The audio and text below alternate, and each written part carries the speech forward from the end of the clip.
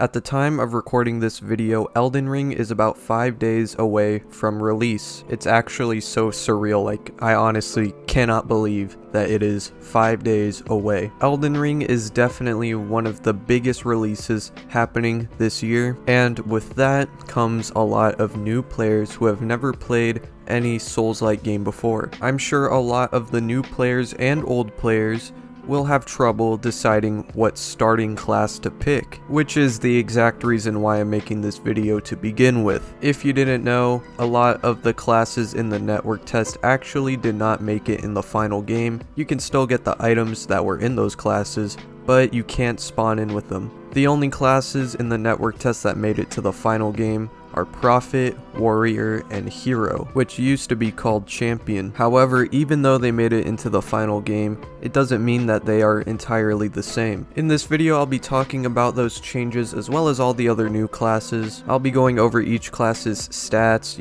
weapons, everything. I'll also be talking about different playstyles as well as which class you should choose for your playstyle. Before I get into it, as always, if you do enjoy this video at any time, please do consider subscribing, because about 80% of the people who watch my videos are not subscribed, and if you enjoy my content, why not sub? It helps out the channel, and I got lots of Elden Ring content coming. Don't miss out. And for those who are already subbed, I don't know if you heard, but I am going to be live streaming my first Elden Ring playthrough on Twitch. Link in the description if you want to go ahead and join in. I'm going to be summoning viewers. It's going to be lots of fun. Anyways, now that that is all out of the way, let's go see which class is for you.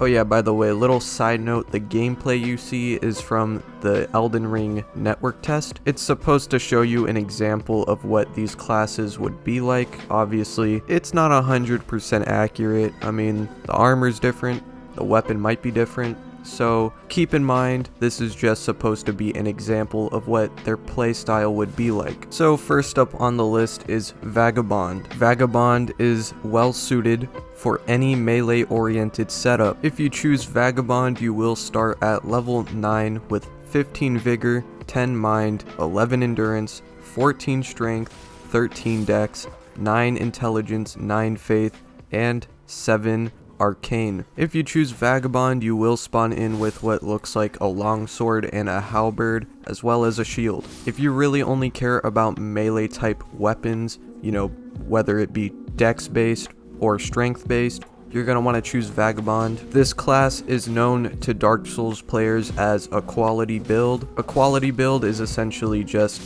a build that has an even amount of dex and strength, which allows you to pretty much use any melee type weapon you want. This is a great class to start with if you don't really know what you want to do. Starting off your first playthrough with a quality build is a good idea, because you can just play through the game. If there's a melee weapon you like, well, go ahead and use it. You should be able to, and you'll get a good amount of damage in. Vagabond is the class to choose if you don't want to do anything too complicated. You just want something very simple. If you want to be able to try out any melee weapon throughout the game, choose Vagabond and do a quality build. Next up is Warrior. The Warrior class is a dex based class. This class starts at level 8 with 11 vigor, 12 mind, 11 endurance, 10 strength, 16 dex, 10 intelligence, 8 faith, and 9 arcane. The warrior also starts out with 2 scimitars, allowing you to dual wield right at the start. If you know that you want to run dex weapons throughout the entire game, choose warrior. The warrior class is the best class to start out with if you're going for a pure dex build. If you don't know what dex weapons are, they tend to be weapons like curved swords, katanas, or daggers. Dex weapons are essentially the exact opposite of strength weapons. They are usually extremely fast and allow you to hit enemies multiple times in a short amount of time. So if those are the types of weapons you like to use, go ahead and choose warrior and make a dex focused build. Next, we have the hero class, previously known as Champion. I think Champion was a better name, to be honest. Anyways, the Hero class is the best class for a strength-based build. Hero starts out at level 7 with 14 vigor, 9 mind, 12 endurance, 16 strength, 9 dex, 7 intelligence, 8 faith, and 11 Arcane. This class also starts out with a big ass axe. If you love big ass weapons that do big ass damage, this is the class to choose. Starting out at 16 strength will set you up for a pure strength build better than any class here. In the network test, this class started out with a finger seal and was able to cast faith spells. Unfortunately, you cannot do that anymore. They pretty much removed all magic aspects away from this class and just made it pure strength. So if you want your character to be an ultra giga chad barbarian, an absolute unit filled with testosterone and just made up of 100% pure muscle, this is the class for you. Next up is Bandit. Bandit starts off at level 5 with 10 vigor, 11 mind, 10 endurance, 9 strength, 13 dex, 9 intelligence, 8 faith, and 14 arcane. This class starts off with a bow and dagger as well as a parry shield. Now personally, in my opinion, I would not recommend any new player start off their first playthrough with Bandit. Bandit's playstyle is really specific. This class is supposed to be the stealthy bow class that profits off of critical hits. Critical hits are things like backstabs, by the way. Bandit is definitely not as beginner friendly as all the other classes are, but if you really want to play through Elden Ring as like the stealthy bow character who just backstabs everyone, I mean, go ahead, pick Bandit. You could also choose him to set up a nice dex build, but you're probably better off just choosing Warrior for that, as Warrior is a lot more optimized for a dex build than Bandit is. One thing I did notice about Bandit is that it has the most arcane out of any other class,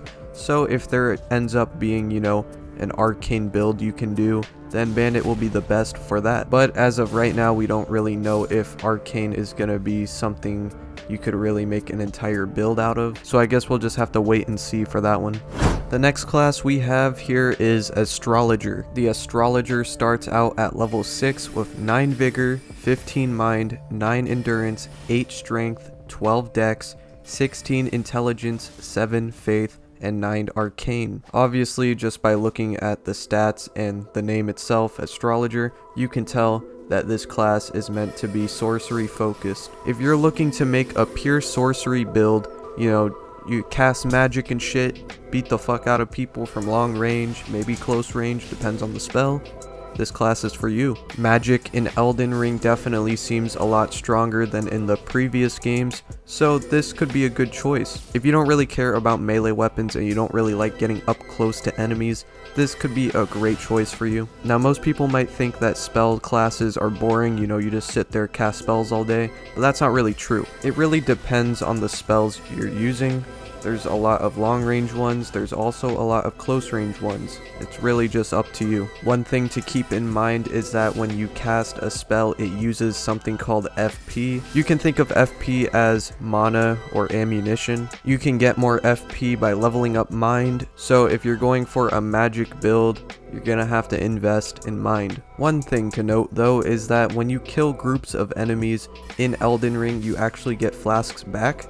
So that means you can essentially have infinite FP because you'll get a blue flask back when you kill a group of enemies. So running out of FP or mana is not a big deal. Oh yeah, I almost forgot to mention, Astrologer does obviously spawn in with a staff. However, the class also does have a melee weapon for emergencies. I believe that weapon is a straight sword, so you know, if someone's just running at you, you're not completely screwed. You have a little backup weapon you just whack them with.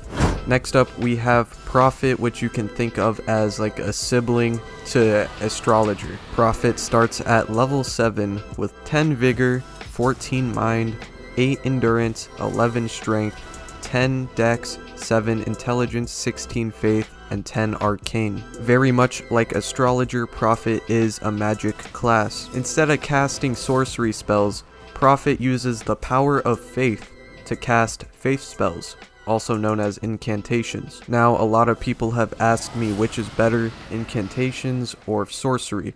There's not one that's really better than the other, it's just really personal opinion which spells you like better, things like that. Faith is usually related to lightning spells, however in Elden Ring, faith seems to be tied to more elements now, such as fire and even ice on the dragon scale blade. So if you're more into using different types of elements, you can go ahead and choose Prophet over Astrologer. Faith also does seem to have the edge in healing spells because as far as I know there is no healing sorcery at all. Once again, I almost forgot to mention, Prophet also does have a melee weapon just like Astrologer does, except it's a spear instead of a straight sword.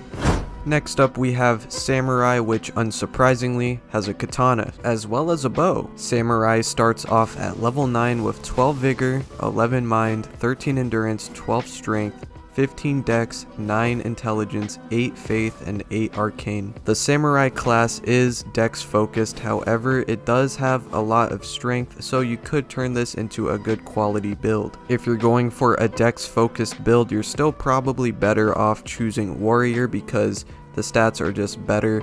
But if you don't really like warrior and you like samurai more, you could choose that as your second option. Samurai is also a great choice if you're going for a quality build that focuses more on dex than strength. This class also does start off with a bow too, so you can do some long range combat pretty early on. You're not just stuck meleeing people.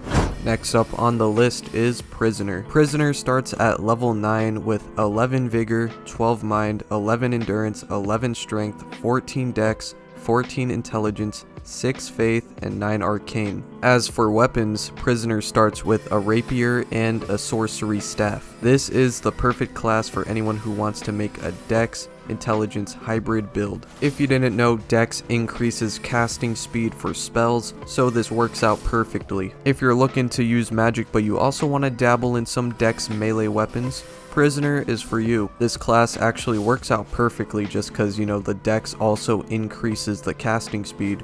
Next up on the list is Confessor. We are finally almost done. Confessor starts out at level 10 with 10 vigor, 13 mind, 10 endurance, 12 strength, 12 dex, 9 intelligence, 14 faith, and 9 arcane. For weapons, this class starts out with a broadsword and a finger seal. Confessor is very similar to Prisoner as it's meant to be a spell hybrid build, but instead of sorcery, it's faith. I might actually start off with Confessor just because, you know, he got that bloodborne drip. But anyways, if you want to use incantations as well as have some melee power, Confessor is the one for you.